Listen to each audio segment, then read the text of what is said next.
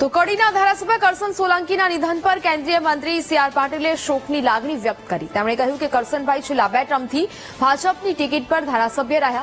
અત્યંત સાદગીભર્યું જીવન. તેમને કોઈ પ્રકારનો મોહ નહોતો, કોઈ પણ પ્રકારનો દેખાડો નહીં, સત્તાનો મદ નહીં. લોકો સુધી સરકારી યોજનાઓનો લાભ પહોંચાડવા માટે હંમેશા પ્રયત્નશીલ હતા.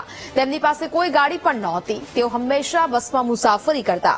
ખૂબ વિનમ્ર, સેવાભાવી નેતાના નિધનથી ભાજપ પાર્ટીને ખૂબ મોટી ખોટ પડી છે.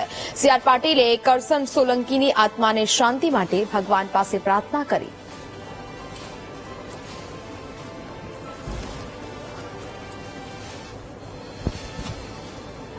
કડીના ધારાસભ્ય શ્રી કરશનભાઈ પૂજાભાઈ સોલંકી જે છેલ્લા 2 ટર્મથી ભારતીય જનતા પાર્ટીના ટિકિટ ઉપર સતત ચૂંટાતા આવ્યા છે.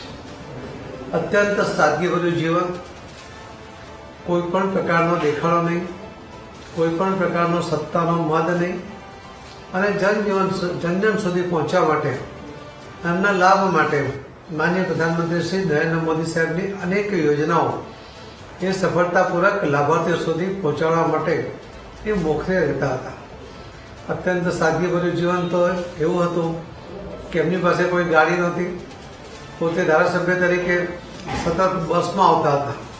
તે મળે ત્યારે અમને પૂછે કે કરશનભાઈ કઈ બસમાં આવ્યા હતા, તો ખિસ્સામાંથી ટિકિટ કાઢીને બતાવતા હતા. એવા ખૂબ વિનમ્ર, સેવાભાવી એવા નેતા આજે આપણી વચ્ચે નથી. એમના કુટુંબને નાથી ખૂબ મોટી ખોટ પડી છે.